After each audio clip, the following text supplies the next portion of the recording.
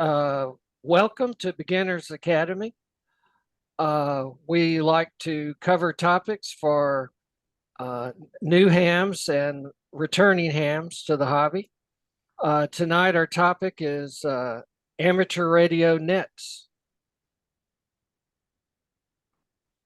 So it's net night. Well, according to Wikipedia, a ham net or amateur radio net is on the air gathering of amateur radio operators. Most nets convene on a regular schedule and specific frequency and are organized for a particular purpose, such as relaying messages, discussing a common topic of interest. In severe weather, for example, during sky-worn activation, emergencies, or simply as a regular gathering of friends for conversation. Nets fall into a couple of categories, formal and informal. Your emergency net or traffic net is probably going to be formal. Other nets are informal, where the operation is not all that serious or or training for a serious situation. Then it may be an informal net. Okay, there are lots of kinds of nets, including traffic nets, DX nets, club or topic nets. So the fact is there are hundreds of nets of all different categories. So, for example, in our local area, Panama City, Florida, we have a Panama City ARC 2-meter net, Monday nights at 7 p.m. On a local repeater, and likewise, the Bay County Amateur Radio Emergency Service, ARES, has a net on Thursdays at 7 p.m. And that's on another Bay County repeater. So most localities have club nets and ARES nets, ARES. The state of Florida has Northern Florida phone net, meets 7 evenings a week on 3950 kilohertz. That's the 80-meter band, and it's part of the ARRL's national traffic system. And its primary purpose is to handle routine message traffic and to train net members and net control operators in message handling. That's its purpose, although most evenings, most people are just checking in. There's another that is a evening net, and then the Northern Florida ARES net meets Monday through Saturday at 8 a.m. Central Time. And it can also handle traffic as required. And it's a good idea to find out how to put a message together for emergencies, or it's encouraged for field day also. There's a standard form or format for messages.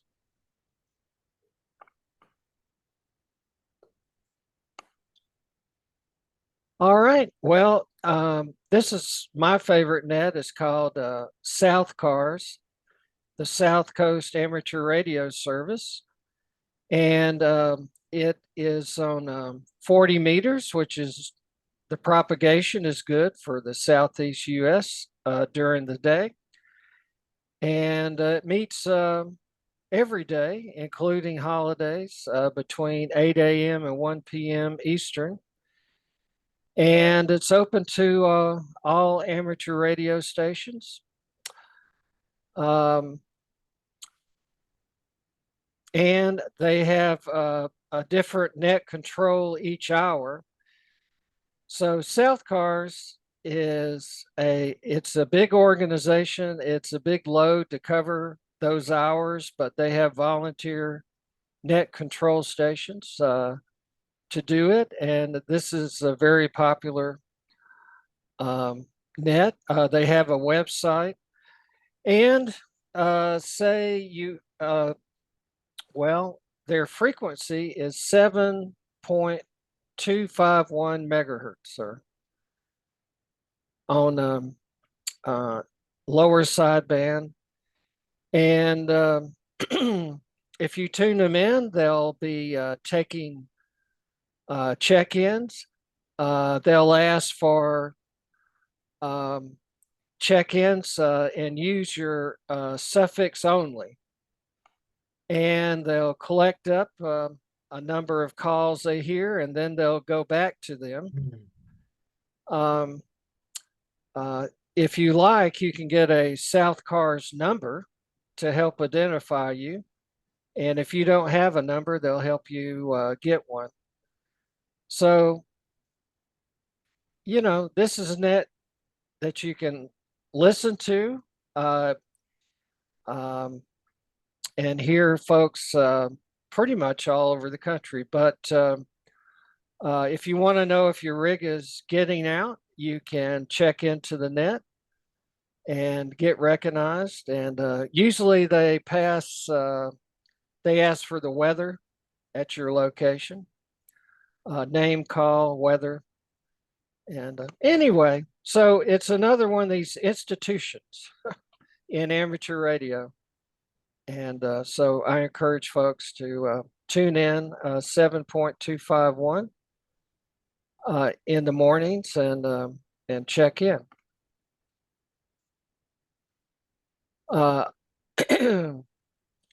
Well, another net you'll run into if you get on 20 meters sideband are the nets that are on 14.300. So 14.300 is not a good frequency to start calling CQ, because just about not all 24 hours, but most of the 24 hours there's one net or another on there.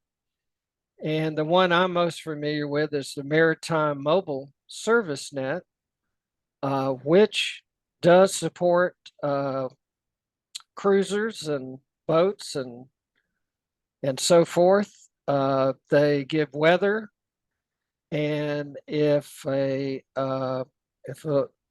boat was having some difficulty or needed some help, the net control operators will help them out with it. And so that's not the only net on 14300. I see there's the Intercon net and also the Pacific Seafarers. So folks that who are cruising or really do make use of this. If they don't have any maritime mobiles, they'll ask for other check-ins. So it's interesting just to listen to. Well, since I enjoy CW, this is another one of my favorite nets. It meets each day in the morning, 1300 UTC, and on 7.123. So it's there'll be a net control, and they'll take check-ins, and it's an informal net, and it's a slow speed CW net, and they're very friendly. And so So I enjoy that when I have time. Uh, this is one that I don't really make use of. It's the Ole Miss net. And the first thing is you can get confused about Ole Miss, what that's all about. But it's actually the International Sideband Society, the OM, which I may mean old man. I'm not sure, but anyway, they take check-ins and they'll get people together. They have a little process for that, and if you need a particular state to get your work doll states, uh, they can uh, they can help you out. So now the trick is that we could be here all night listing all the nets. Actually, we would be here for a week. So, but this one, they actually have a trivia net on 80 meters and a ham in Bay County here um, is a net control, and so he uh, goes through the trivia, which is just interesting. So you may have your favorite thing on the internet to do, but you also might like a trivia net on 80 meters with hams. It's pretty good. This I asked the Copilot, this AI tool, what are the popular ham radio nets, and this is what I got.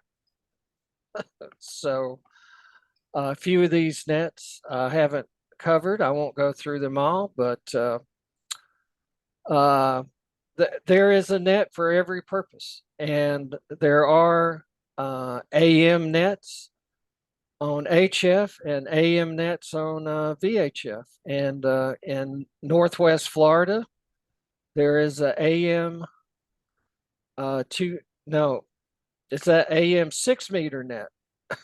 So, and they go on and on. If you want to look for a particular net, find out when it meets, or do a search. There is a net finder on the web, and you can do a search for a net. So that might be helpful. Likewise, ARRL has a net a search tool. And of course, you can find all kinds of nets. These traffic nets, if you really want to improve your operating capabilities, particularly on CW, if you get involved with a national traffic system net, it can really help you get proficient at CW and message passing. So, but as I said, there's a net for every purpose.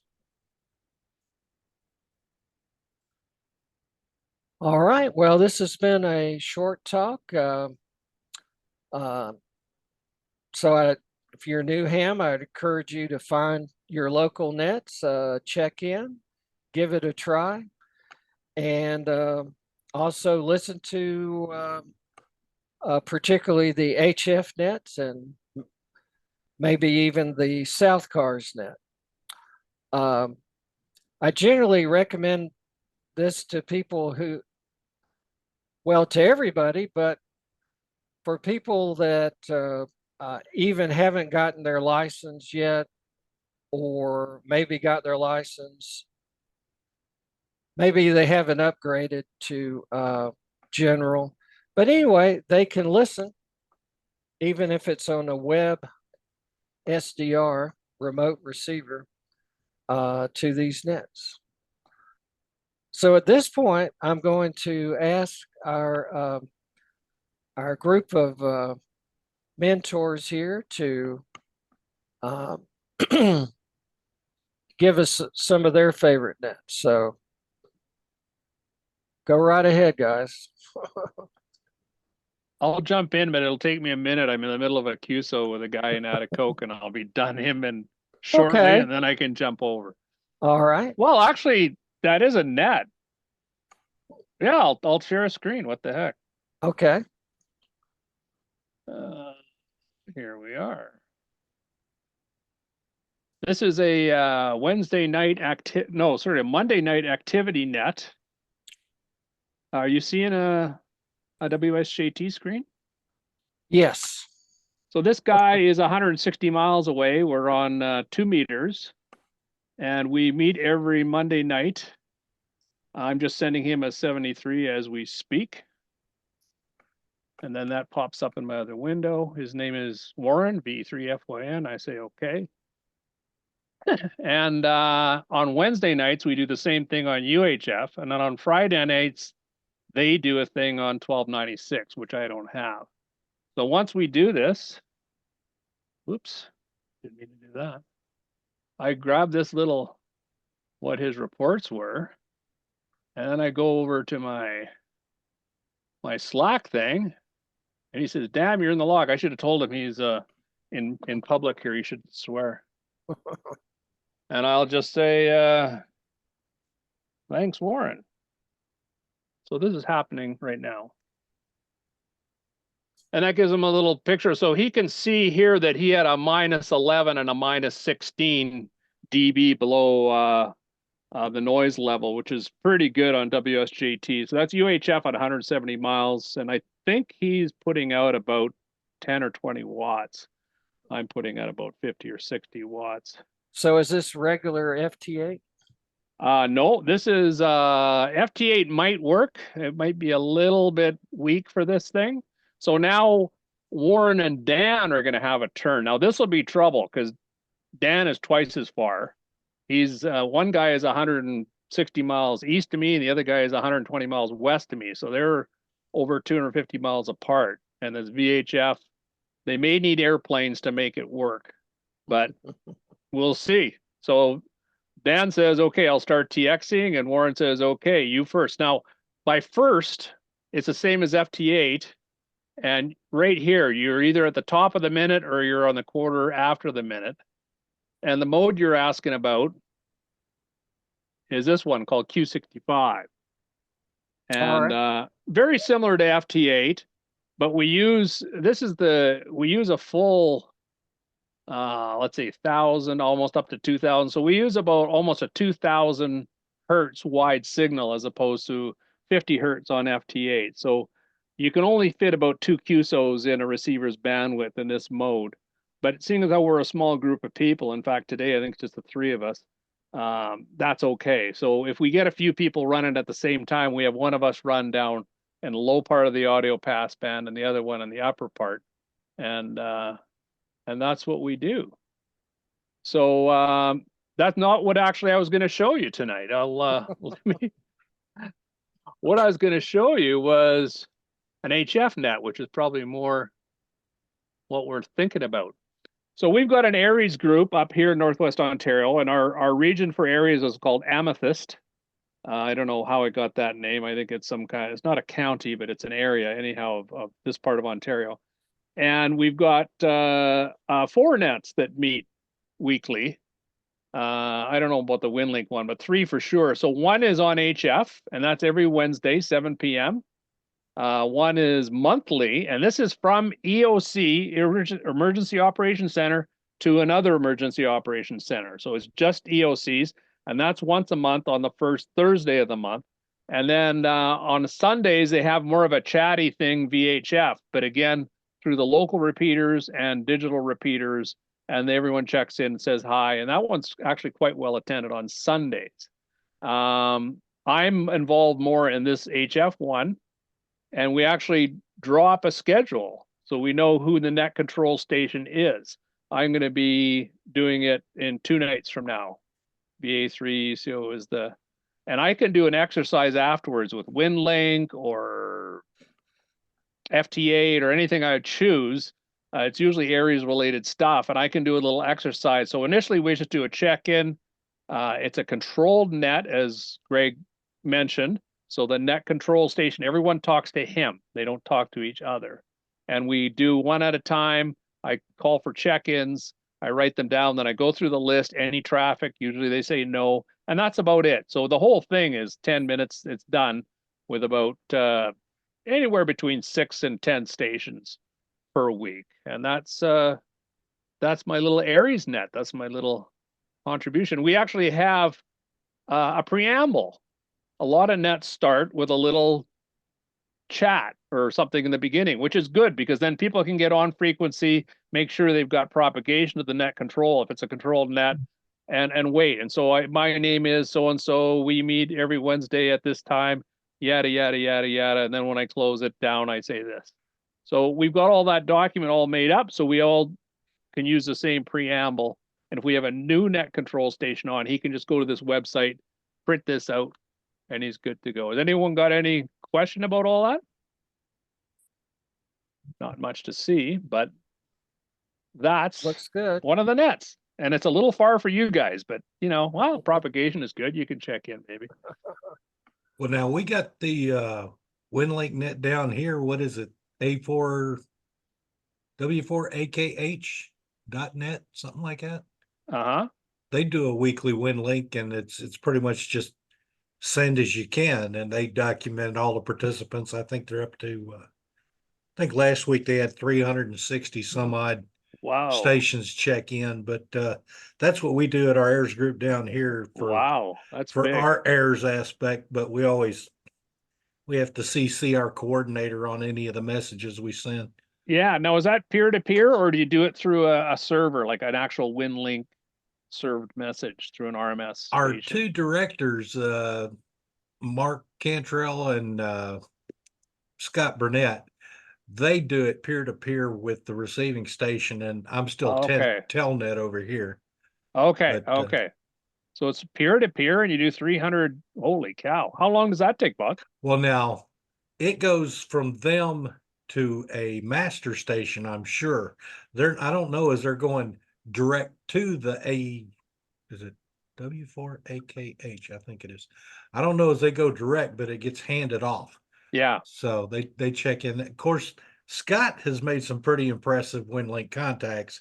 I think his furthest one was like Brazil. Yeah. So It's impressive. Like WinLink is not technically a weak signal mode like I was just showing you. That Q65 is kind of the ultimate weak signal. Nevertheless, we've been on some of our nets where the voice has just failed completely. And to the yeah, point where even CW would be touch and go. And we're sending WinLink peer to peer, no problem. Hmm. And you can't even hear anything on the speaker, and the text is just piling in. It's an impressive digital mode. And I mentioned this before when I was talking about it a year ago. It's got ARQ. In other words, if one radio doesn't quite hear what the other radio said, it goes back and says, repeat that. And then the first radio repeats what it said. And it's all happening click, click, click, click, click, like really fast. And as a result, your message gets through for sure. Like it's got checksums and everything in there. It's an amazing protocol, that WinLink. It's amazing stuff. That's cool, Butts. and you can do it on your Android phone. Yeah. I've been using WOAD a little bit more than I used to. So, like on the last day of the month when I haven't checked in and I need to get my numbers up. Well, Ken, KB4XT, you've got a favorite net, right? Yeah, it's called the QRP single sideband net. It's uh, Kevin K0KLB is the primary net controller in Iowa, and along with a friend, Steve, over in South Carolina, who I can't remember his call sign. But the purpose of this net is to allow people to try to contact the net controllers with as low a power as possible. You dial in with 5 watts or 10 watts or whatever, and then from there try to see how low you can go. I have worked the Iowa net controller on 50 milliwatts, and there's other than that, there was somebody Well- that had worked from northeast somewhere on 10 milliwatts. And anyway, it also the other neat thing about this net is they have a YouTube live stream running simultaneous, so that you can see the 2 net controllers and their radios, so you can keep up with any frequency changes, and also you can go back and hear yourself and hear how that you did. Okay. Oh, that's a cool idea. Kevin K0KLB, you can find out all about this stuff if you go to his QRZ site. What was the call sign again? K0KLB. I'll check it out. Well, I'm laughing a little bit, Kim, because there's some nets, and if you have trouble checking in, they'll say, "Are you running QRP?" and then they'll say, "Well, next time you better run more power." So you're that actually happens. Well, one of the cute things, other than that, somebody that didn't know what this net was dialed in with 1,000 watts. Yeah. They got him down. They got him off of his power and got him down to a few milliwatts, 100 milliwatts or something other like that. But Kevin is a really big time QRP guy. He makes up all sorts of, or uses all sorts of crazy things for antennas that he operates at 5 watts, like a garbage dumpster, a flying kite, a silo, a shovel. If you go to this QRZ site, you can find out all about that. But he is just really one of the ambassadors in ham radio.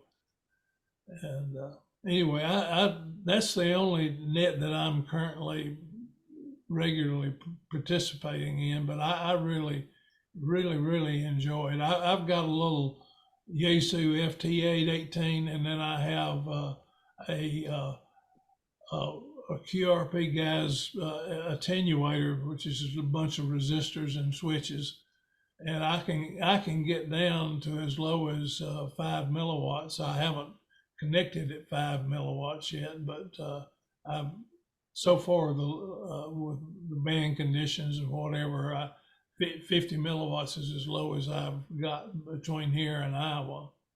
So you use an actual, I got 2 questions for you, Ken. You use an actual watt meter to verify. Like, I know that some radios, you dial it down to 5, you're not really getting 5. You could get 10, you could get 2. No, unfortunately, Dan, I've got watt meters and stuff, but they don't work down in this level. So I'm guessing. Okay, by the output of the radio. Tell you what percentage that you're chopping off, and I have. I know what you're saying, and yeah. What band are you guys on, Ken? Mostly 20. Oh, really? I should check this out. Yeah. That's cool. Yeah, it's a great bunch of guys and a lot of fun. We had about I think 36 checked in last Sunday night, and you can go back to YouTube and see last week's uh, uh, you know, The net. net. Mhm. That's a neat idea. And doesn't cost you anything. No. It's just strictly just plain fun. I mean, Yeah, there's there's nothing but just plain fun. that's cool. No, I got a QRP guy on my Aries net that checks in out of the 6 or 8 or 10 people we get. There's one guy who's about 300 miles away on 80 meters and then on 40 meters. And he's typically 5, sometimes less, sometimes 1. And it's kind of fun. Like everyone on the net will be listening and they'll be talking to the net control. Let's say it's me, and I'll barely hear this guy and I'll copy him, and then after that say, okay, who heard Ken? And his name's Ken as well, as a matter of fact. Yeah. And we'll all say, oh yeah, I heard him. No, I didn't hear him. So we'll sort of have a quick go around who heard Ken, and then we'll proceed on with the net. But definitely the QRP is welcome in our HF Wednesday night nets. That's kind of neat. Yeah, a lot of nets, when they first start taking check-ins, they'll ask for QRP or mobiles or. Yeah. Yeah. I have done some POTA QRP, mostly digital, but Cool. Well, any other favorite nets anyone wants to share? Well, I'll just say that the first net that I actually was able to check into was that maritime net. And I walked away with the impression that it was emanating from Oklahoma City, Oklahoma. Well, it can It be, it It changes changes. hourly. Okay, it just struck me odd to have the maritime Yeah. net someplace Oh, that didn't even have well, the beach. actually, I've heard it hosted from like Minnesota. Yeah, And one of yeah, the best controllers was in Kenora, Ontario. He's passed away. Silent yeah, Key now, Barry. But the thing is, you're on 20 meters during the day. If you look at what the best propagation out to both the Pacific and the Atlantic, it's pretty well dead center in the continent. So Yeah. Minnesota and Northwest Ontario, Manitoba are great locations to be in yeah, to get those ships. And it's another thing, you mentioned the 14300, and I thought I'd add to that, Greg, is that yeah, if you're in a jam and you've got 20 meters, that's the frequency to go to, because even if the control is 200 miles away from you, which is a no-go with 20 meters, there's people listening who are 800 miles, 1,000 miles away from you, which is just the perfect distance, who can relay it back to the net control. And it's not just for sinking ships, but it's also yeah. for any calamity that you're into, car off the road, forest fire, what have you. It's the go-to frequency for Yep. any trouble, 14300. And sorry to cut in on you there, Frank. Frank was That's all right. I when I drive down here from when I leave Cleveland, I'm up there just going through Ohio. And Ohio's a boring state. I pick up them really strong, and I check in with them. yeah. And every once in a while, they say, "Hey, Frank, wake up!" You know, And then the next hour you can do it again, and they don't mind you Yeah. doing it for each Yeah. different operator. Yeah, right. absolutely. So, and so I check in with them. I'm down I made it down to Nashville, staying there overnight. And okay, Frank, catch you in the morning. Yeah. Oh, they're great. But the net that I've always been part of for years and years and years is the Caribbean net. A lot of people don't know about it, but it's been around for over 50 years. It's all the Caribbean. It's usually around 3.8 to 03.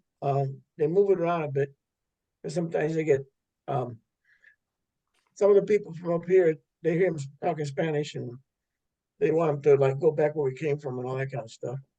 And so, but they've been there for over 50 years, and it's all the Caribbean, and we kind of got to all know each other, and we just go in there and talk, chat, stuff about anything.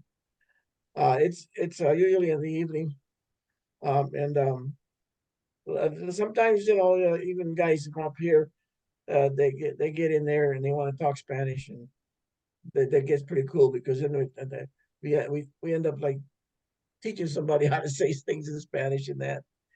And but it's Cuba, Santo Domingo, Puerto Rico, all those islands through there, and it's been around for years and years. And sometimes when I was going down to Puerto Rico, and I had a home down there, I got to meet most of those people. Off and on, they come from the Santo Domingo, and they'll come for some kind of event.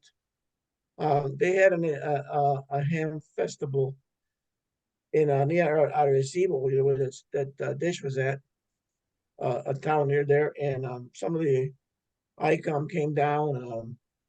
A lot of those smaller sellers, they showed up, and they all met in a basketball stadium there. It was interesting because it was people from uh, all the Caribbean, St. Thomas, people that you normally wouldn't run into like ham festivals up here.